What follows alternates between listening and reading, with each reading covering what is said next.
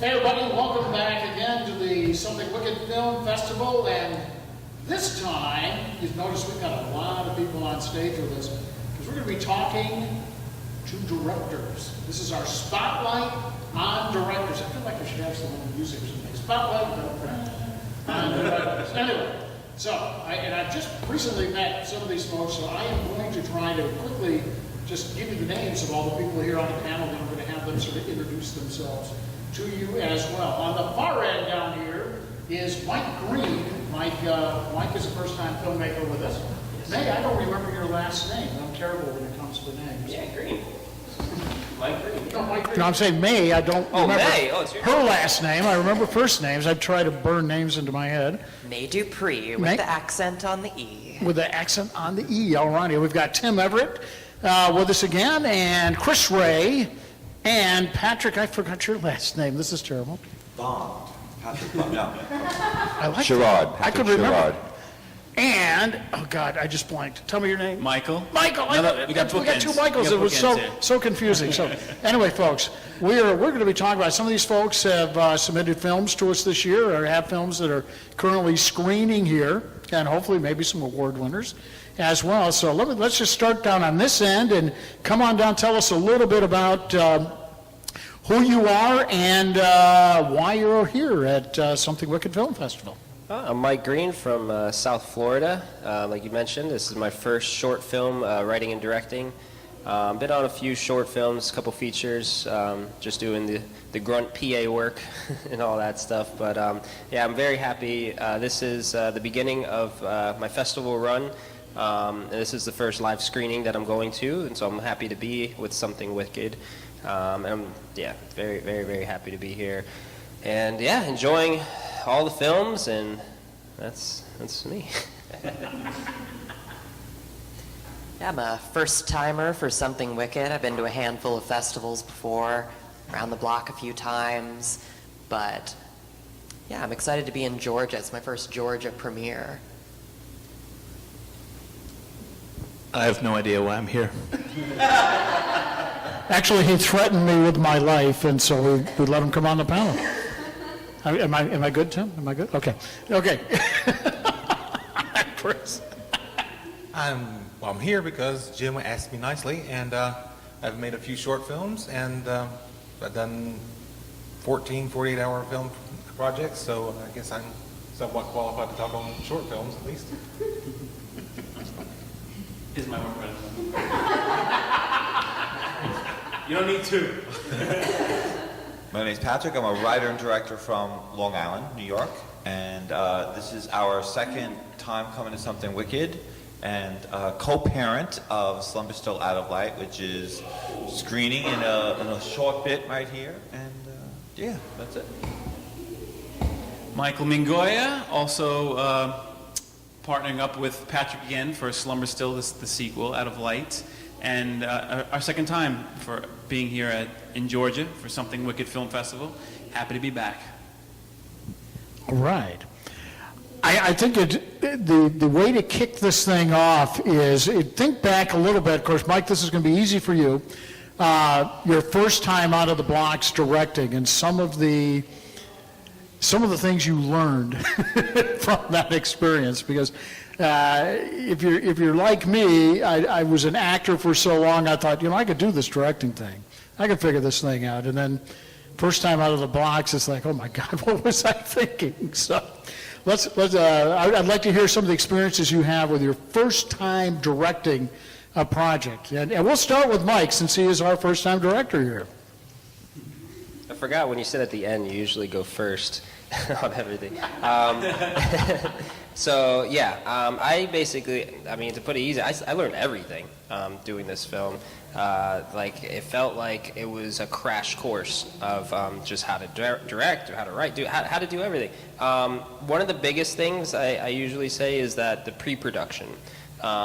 Knowing how much you really need to do pre-production and the little details of every little thing we were talking about before, with just the location, what is the location like when at these different times, the timing of the days, if you do a night shoot, don't start the next day with a morning shoot. Like these little things that you pick up in the pre-production so that when you're actually on set, you're not going to be wasting anyone's time. And obviously things go wrong, and how to improv, that's another thing that you have to learn. When do you say a shot's not working, we need to move on?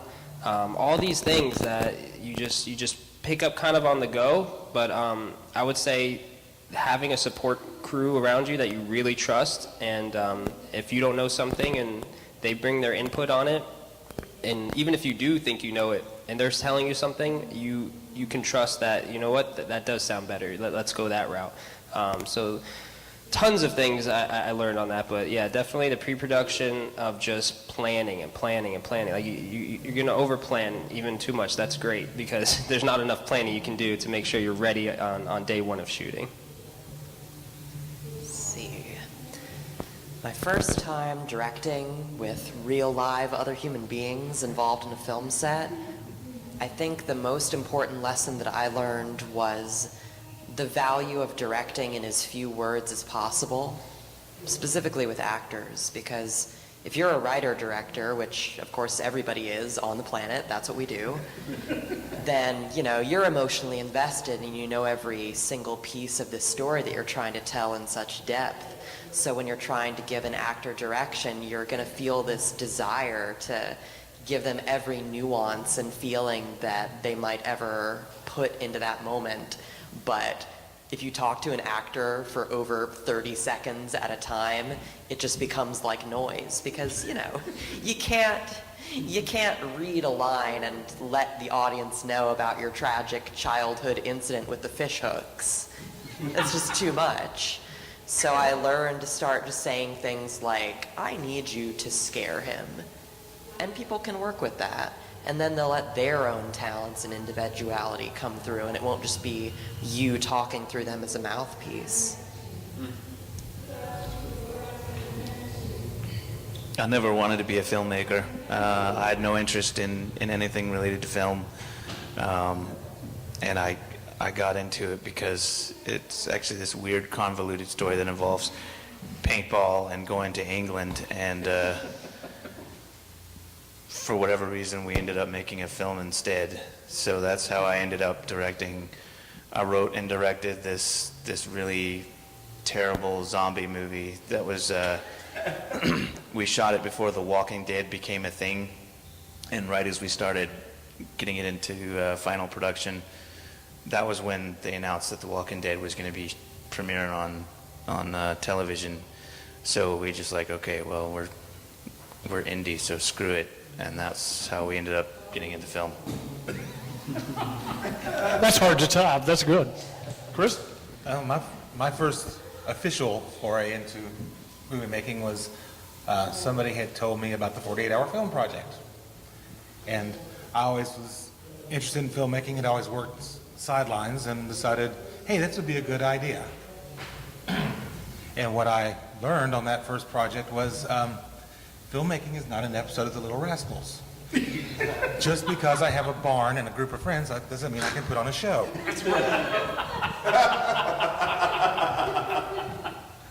So, weeding out your crew and cast a little bit before going into production is always a good thing.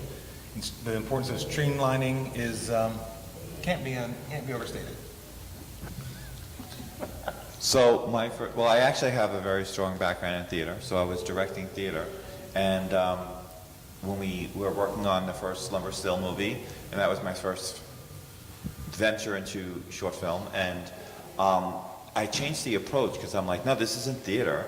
In film, you can have cutaways, you have multiple takes, so I had a different approach. So the first day of shooting, it just wasn't working. I felt like there wasn't cemented blocking and all that, so I approached it as a theater director.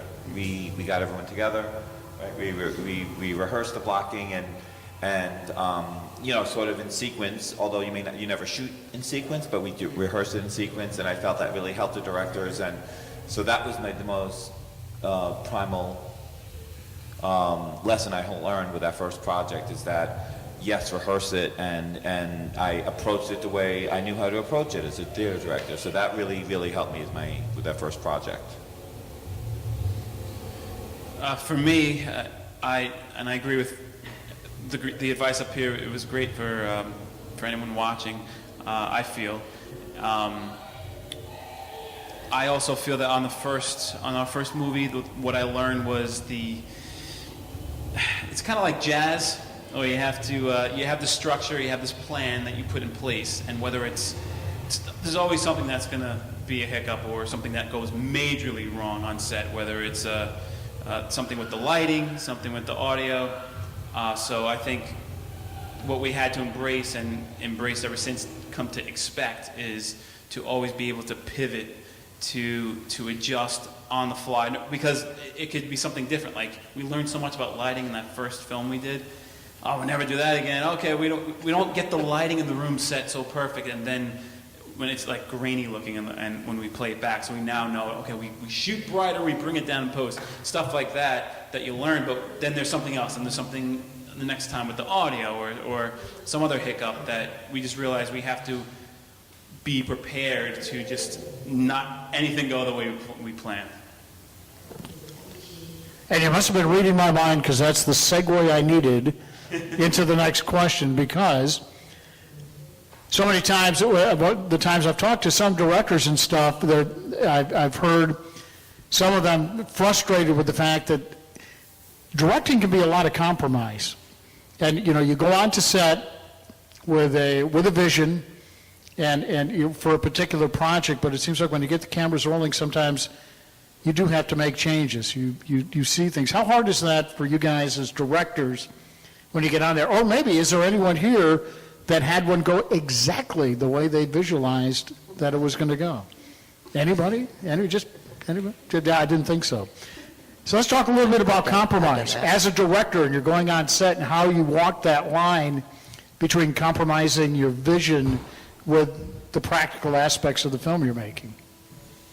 And we're going to pick on Mike first. As usual. One thing that comes to mind, I had my brother as co-lead, Nick Green, and for his takes, we would do 2 takes, and then on the third one, he's like, let me just do it my way. Let me try, just feel it out.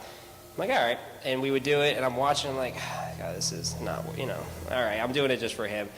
I ended up using only that take at the end, because it just worked out that way. Like, I didn't see it that way even on set, but once I'm editing it and once I'm cutting it together, I was amazed. Like, holy man, I'm using only that take really, just because he felt it.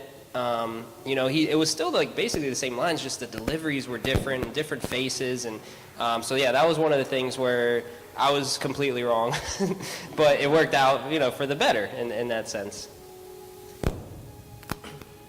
The way that I try to deal with curveballs is by knowing every character as much like they're a real person as possible, and trying to respect what part about them is most important to the story, because sometimes you just say a line, you hear an actor say a line, and you think that just sounds totally stupid, or it doesn't work because the room is the wrong shape or the lighting's not happening, and you just have to think on the fly, like, okay, what do we do? And the way that I answer that question is just, who is this person?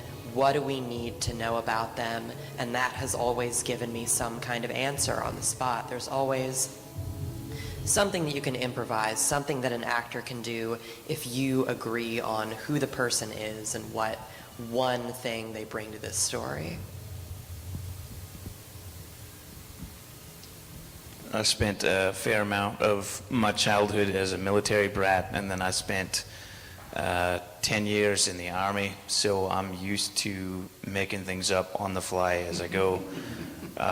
So I would plan out for every eventuality that I could think of, short of getting arrested by the police. So, and even then I probably would have figured something out. But for me, just going on set and declaring that I'm a force of nature and I'm going to get everything that I want done because I will not accept any other possibility. And then everyone else is like, okay, let me know how that works out for you. But through some combination of comedies of errors and fortune, we get to that point. And I actually allow my casting crew to give me a lot of feedback whilst we're in the middle of shooting, or even just in the editing process, between shoots. They'll say, hey, what do you think about this? And I'll either say, I think that's terrible, or I think that's a great idea, let's roll with it. So I have no idea what my point was, so. Sort of like directing on set, I guess. No. No, as far as dealing with adversity and whatnot, you've been on several of my sets, and when I put together a cast and crew, I generally go with people I feel I can trust. So if something goes wrong, these people are going to be able to handle it. Because we had the one set the one year, this is before you got involved with us. We had secured location. It was a 48-hour. We get to location, middle of June, the AC is out. I had been up Thursday night, Friday night, and we're on Saturday. I have no AC in my car. I've been driving all over town, and I came down with heat exhaustion. And I'm the writer, director, and editor of the movie, which is due in 24 hours. So the cast came together and they finished the movie without me. So I set up my production so that even I'm expendable. So that there's somebody on set who can handle the problem if I can't. So I think, yeah, definitely you expect something's going to go wrong, and I really think that, being partnered with this guy, and we played to each other's strengths when that happened. The first movie we were working on, we set up, there was in one angle we had to use, the only angle that worked, and there's a huge hole in a wall. It was just obvious, it was like another character, there was a hole in the wall. So, Mike's like, write it in the script. So, what? Yeah, okay, so in 5 minutes I had to come up with something. Why is there a hole that's dominant, in 58% of the movie? So we would do that. Or I would rely on him, in his brilliance as a director of photography, and be like, remember that shot we thought we had? We actually don't have any footage. Can you make something out in editing? Can you make something work with these other things? Or there was an angle that we thought we needed and we couldn't get and all that. Can you make it work? So I would just like, Michael, you can make it work, right? So I think, like you were saying, it's like you rely on other people and all that. But I think communication and problem solving is one of our strengths. So I think something we'll go in a corner, we'll talk. People think we have our own language and we sort of come up with a resolution, but you have to anticipate some sort of obstacle or disaster to happen. Otherwise, it's not a movie. It's true. No, I'm quite happy with what you said, so that's... You like it, Michael? Yes, of course. I also think it helps for anyone who does, like you were saying before, May, we have a lot of, writer-directors here. I don't know how many do their own editing on this panel as well, but that helps me when I'm behind the camera, because when you get down to a time crunch, which I know we've all experienced, what are you going to cut out? I know we planned out that we're going to do a turnaround here, we're going to do 4 different setups. We love the options, but we're running out of time. So when you're editing the film, you have that ability to say, what do we absolutely need? What can we not go without? So let's do that because we're running out of time. And instead of going with these 5 different angles that we had, we'll do the 2 that we absolutely need. When you know that you're editing the movie and you know what kind of works, that saves so much time. And that raises a good question. Let me ask everybody, do you guys edit your own films? Your own stuff? I mean, that you direct? How hard is it to get to the point where you're watching your footage and doing the edit? I edit my own stuff as well. And you realize that the scene that you loved the most when you were out there, from the script and direct has to go because it's not working. I mean, it seems like that is something that every director has had to confront at some point. Has everyone had an experience like that? I could do this one first, just because like I instantly thought of when it hit me. For me, it's the best way to edit those difficult ones is to give yourself space between cuts. That's super confusing phrasing. Let me try that again. You finish a cut, and then you give yourself a few days to sit with it, and then you go back and watch it again. Yeah, like I did this thing a year ago, and I had one shot that was probably the most favorite shot in the entire thing, and I watched it, and somebody told me, I don't think you need that one. And I said, you are wrong and a liar. I absolutely need it. It was the whole crux of the whole emotional thing in my head. And then I waited 2 or 3 days, and I watched again, and I thought, you know, it just clips along better, like the pacing is better without it. So you gotta see the whole thing and not just the power of that one moment. Because sometimes, you know, one moment is great, but then the audience just gets fatigued and they can't do the next 5 minutes. So yeah, giving yourself multiple chances to watch something and evaluate it. Perspective is huge, because you can watch the same thing 1,000 times when you're editing, and you get so glued into it that you don't know, like, is this even good anymore? Like, does this work? Like, I don't know. Like, you're so much into it that you have to walk away for a little bit and then come back and try to come with fresh eyes. But what Michael was saying, with if you know that you're editing, you know, what do you essentially need? Like, I had never edited before. I didn't think I was going to be editing. So when I went forward, like I didn't know what I could get away with, so I had to do those shots where, you know, where it may have wasted time, yeah, because I didn't even end up using a lot of them. You know, people were, when you try to, like, we got to do this insert, like, oh, another insert? Like, you know, people start doing that, but you don't know until you actually start editing it. But what I found is that editing ended up being more directing for me, because you were literally telling the story in a whole new fashion. You wrote it, and then you directed it, and you know, you put it all on screen. But when you're editing it, that's truly telling the story of how the tempo is going to be, how the feeling, the mood, all that stuff. So editing was even more important to me than most of the other stuff, just because that's what's going to be that final product that's going to be on screen. So yeah, editing, I'm glad I edited, and yeah, so that was like almost post-writing directing to an extreme after the fact. Yeah, I think the walking away is a good approach too. With the exception of the 48-hour film project where you can't do that. You can't walk. I just completed my first feature film, and there was a time, there were a couple of hang-up times during that, and it took a year and a half, where I walked away from it for almost a month.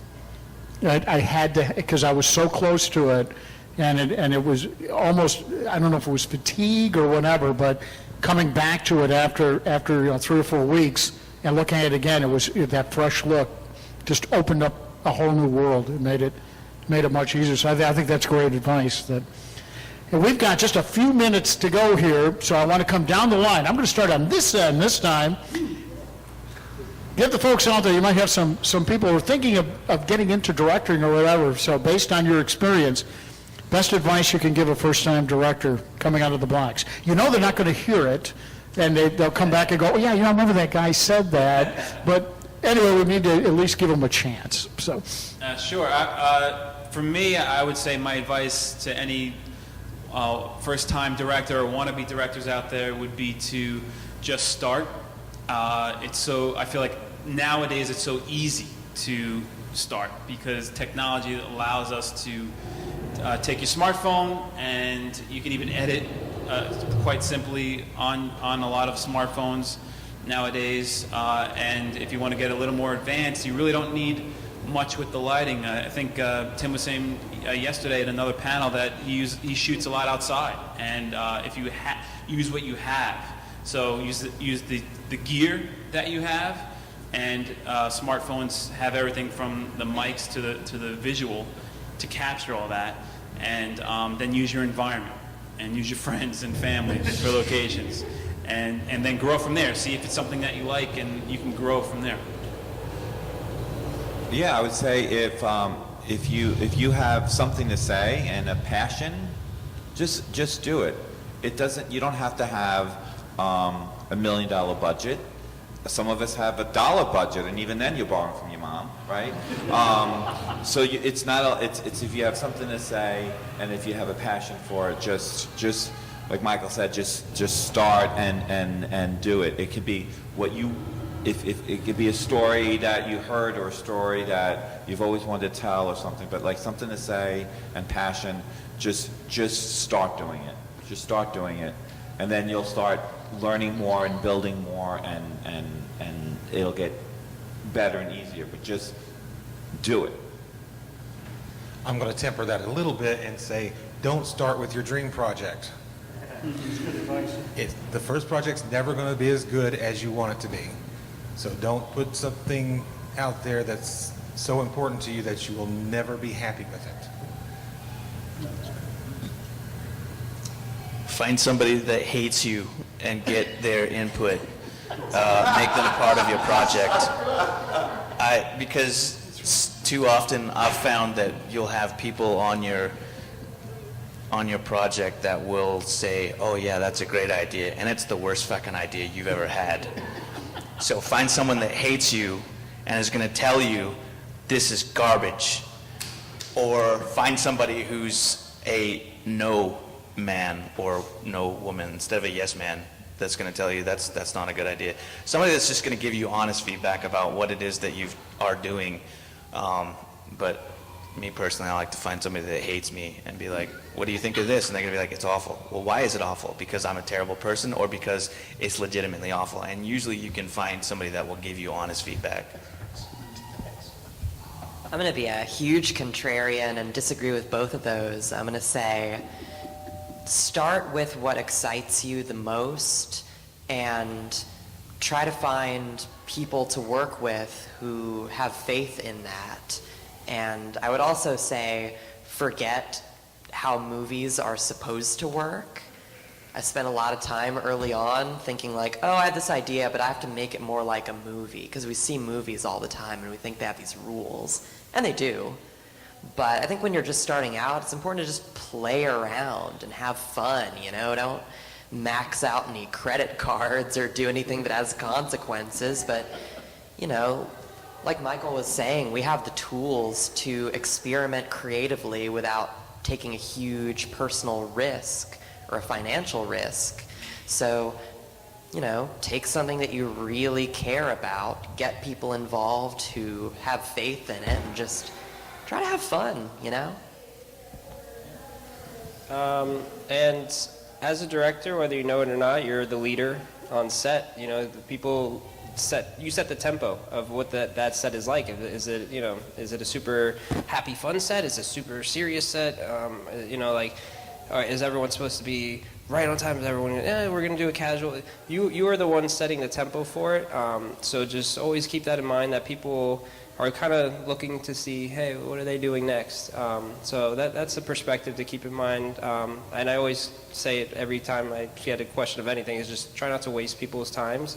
Everybody has a passion, and if you're starting out, you're usually working for free.